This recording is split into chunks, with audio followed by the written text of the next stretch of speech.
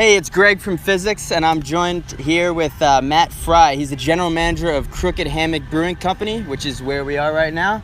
We've got a beautiful space here in the beach town of Lewes, and we've got some great beers from Sunlight. And here's a little shot of the beers we've got that we're going to taste today. So first we've got the Wyola, which is, well, we'll get into that in a bit, but then we also have a Crowler and then a special growler filled as well. So first of all, Matt, why don't you tell us a little bit about Crooked Hammock? When did you guys open? Why the name Crooked Hammock? Yeah, so we hit the ground running October 2015. So this is our second summer, being a beach town. Definitely summer times when we get the most business for sure. But yeah, October 2015 is when we opened the doors officially, and it's been a fun 2 years since then. Definitely been nice and busy. We get a nice crowd, so people are loving the beers, and hopefully it continues. Crooked Hammock's got a good story. The name behind it, our owner Rich Garahan, who designed this place, and it was his vision from the start. When he was working in restaurants, he always wanted to own his own place, and he said the only time he really felt like he was living that beach life is when he would get off work and lay in an old Crooked Hammock and crack open a beer. So he always said, if he ever opened his own restaurant, he wanted it to be a brewery, and he wanted it to be called Crooked Hammock. So yeah, that's where the name comes from, and we got hammocks scattered throughout the backyard here. People love relaxing in them, so it's a fun little concept. So yeah, well, if you guys stick around to the end of the video, I want to give you all a tour of this outdoor beer garden that we're in. There's a lot of cool stuff, activities, fire pit, ping pong table, cornhole, you name it. And also we're going to take you to the brew house. The brewers are in there brewing right now. But first, cheers, man. Thanks for having us. This is the Wyola? This is the Wyola. So why don't we tell everybody a little bit about what this beer is? So this is a great summertime beer. Oh, yeah. This is the first time we made it this summer. I think it's something that's going to stick around probably year round. Wyola means water of life in Hawaiian, so we thought that was a great name. It's a coconut California ale. You get a lot of the coconut on the nose, not so much on the palate. You get a lot right off the top there. But nice really lacing there. Nice, easy drinking beer. A lot of times when you see the coconut beers, it definitely lean more towards porters and stouts, stuff like that. Yeah. We wanted to do something summery. So this is a great beer in the summertime. It's been moving quite well for us, so we think it's something that's going to stick around. So. Nice, yeah, it's super easy drinking, yet full of flavor, but not like overwhelming in the sense that you can't drink it, quaff it down, if you will. And California Common as a base beer, you don't see that too often, especially with coconut. So yeah, that's pretty cool. It's just a perfect fit for us. Like I said, it's summertime, being a beach town, people are coming out a lot more. They want something that kind of reminds them of summer, something they can sit out on a day like today when it's going to probably be mid-90s and sunny, and have something that's refreshing but still nice and crafty and something a little bit different than what you're normally used to. So like I said, I think this is a beer that's going to stick around. We canned it in our first canning ever, and we'll probably try to keep it around year round as much as possible because we feel like it really fits the vibe, and it's been a popular one. So right on, man. Yeah, the coconut beers, I think the last few brewers I've been to, I've seen coconut. It definitely fits in with the summer vibe, but like you said, it's usually in like a porter or a stout. Yeah. So it's really interesting and cool to see it in a lighter base beer and a California Common at that, a hybrid ale lager style that you really don't see that often, other than like the few steam beers out there. But shall we move on to the next one? All right, I'll give everybody a close-up view. They got the cool crowlers here.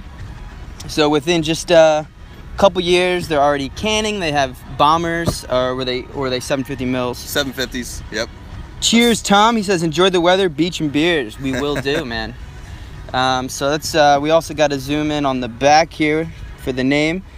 This is the Backyard Brown 5.7 ABV. So we're moving up a little bit. That's always a good way to taste your beers as you start off. All right, and we're back. Sorry if you were just tuned into our Big Beer Friday live stream we had going on. My cell phone was tethered to our camera, and I got a temperature warning that it was too hot, and it shut down my phone and apparently ended the stream. So we're just gonna pick up where we left off, and that is with the next beer. And the next beer, I'm not really sure exactly when we cut off, but this is the Backyard Brown. So we're drinking out of a crowler here. Nice 32 ouncer. This is 5.7 ABV. It's an English style brown ale. Solid mainstay here. And we're putting it through the Fizzics system, which I was describing a little bit here to Matt, because this is his first time ever seeing it in action and tasting it. And what are your initial thoughts on the micro foam technology that we got here? I like it. I mean, I think it definitely changes the effect of the pour, and you definitely get a lot of aromas coming off that nice thick head that you get on that pour there. So I'm a big fan. It's a beauty. Brewers work hard for that foam, and you got to spread the knowledge of why foam is important. You don't need that shaker pint filled up to the tippy top. You want a nice little collar of foam on there, so don't fear the foam. Get in there. But yeah, this is an excellent beer. And brown ales are definitely underrated in my opinion. They can be very nicely balanced, drinkable, and this does not even taste near 5.7. I would say I mean, that in itself isn't crazy high, but I would say it could even be in the 4s, just the way it's drinking. Yeah, I mean, I give our brewery a lot of credit. They can do some big beers that are really, really almost sessionable, just on the drinkability side of it. You know, we have a double IPA coming out right now, All Through Rocker. I think it's just above 9%. You would never guess it. We did a Crooked Resolution around New Year's Eve, which was 14.7%. Wow. We used a champagne yeast. That was deceivingly easy drinking beer. You know, we had to kind of keep an eye on people on that one, and so they do a really good job of kind of masking those high ABVs and having stuff that's very approachable, which is always our goal here, is to kind of introduce more people into the craft beers. And like I was kind of telling you before, we have a lot of people that come for different reasons, not necessarily the beer, and having things that are unique but still drinkable is a big ambition of ours, to try to convert some of these wine drinkers and cocktail drinkers into craft beer drinkers. So that's always the goal for us. So gotta have that gateway beer on the menu. Absolutely. And for people who come in, maybe they're on vacation, they wanted a cool place to eat, which they're a brew pub here, so they have a full service restaurant. You know, maybe you're with a big party, and not everybody's a beer drinker, but if you have that beer on the menu, that is more similar to something they might know, but brewed by an independent brewer, all malt, full flavor. You can really open some people's eyes to the kind of flavors and aromas that are really out there in a beer, without, they don't have to be aggressive and overwhelming. And but you have those ends of the spectrum too. You talk about your 14% ABV beers. Kudos to the brewers for masking that and making it nice and balanced and drinkable. But yeah, this is definition of balance right here. Really nailed it. It's solid. It's always a good go-to, and like I said, a lot of Yingling drinkers, a lot of people coming from Pennsylvania and stuff like that want to try some more crafty stuff, and this is something that they tend to gravitate to quite a bit. So I think it's a winner for sure. Right on. Well, let's get into our last brew here, and I believe this one is the IPA. Yep, a flagship IPA called Mootsy's Treasure, which has a really cool story behind it. Mootsy was actually a World War II monument man. I don't know if you're too familiar, if everybody's familiar with what a monument man was, but he was actually kind of assigned to go in towards the end of World War II and kind of discover some lost artifacts that were accumulated by the Germans over that time. And he gets credit. He was actually just recognized by the Delaware State Senate for making one of the first big discoveries over there.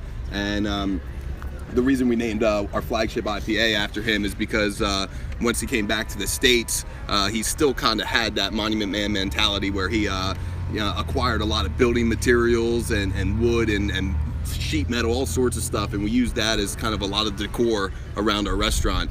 And he turned 92 last year. He's still around and kicking. We did 92-cent IPAs that day. Whoa. It's always like our second best seller, even this time of year when we have a lot of light beer options and the heat. And it's got a great story behind it. So it's a nice East Coast IPA.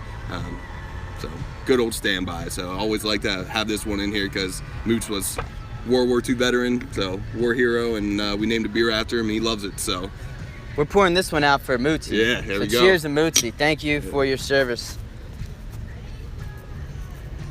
Oh yeah, you get some of that dank hop aroma. And we actually upped it since we first opened. It was coming in at 40 to 42 IBUs, and we bumped it up to 50, so made it a little bit more.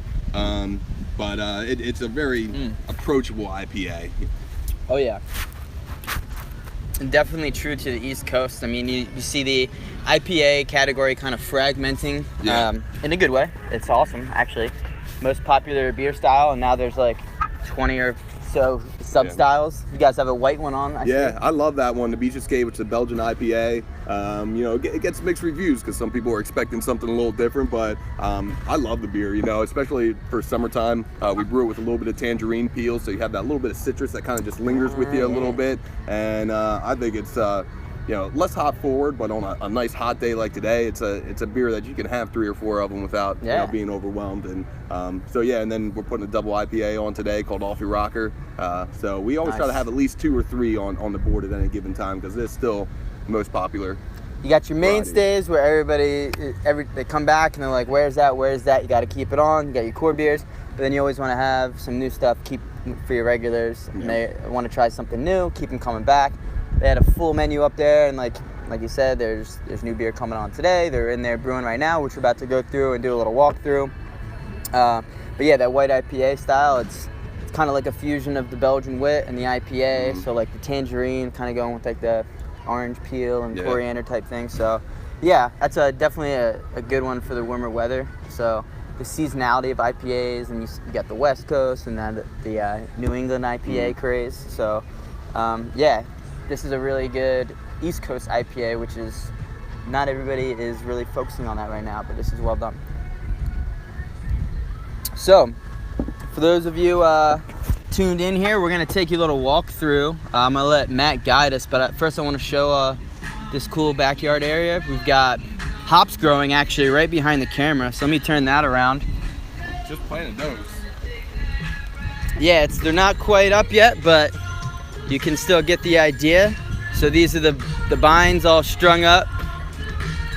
So these hops will be trained to grow up, and they actually grow pretty quickly once they start going.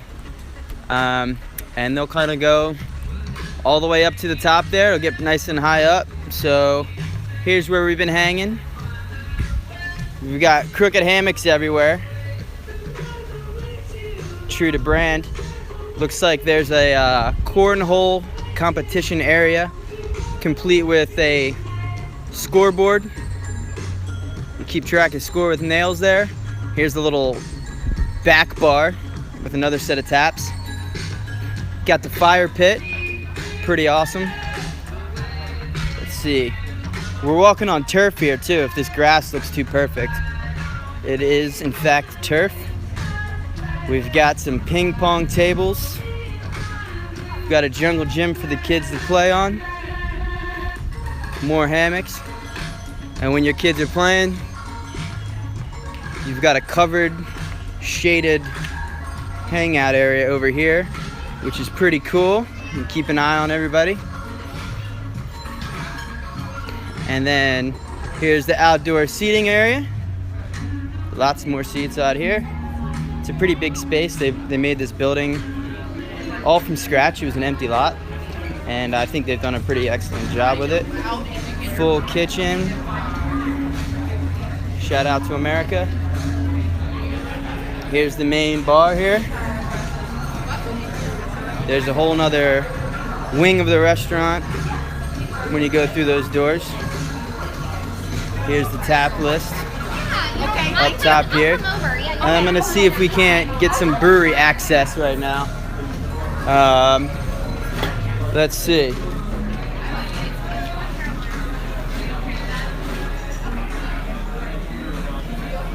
We're gonna head through here.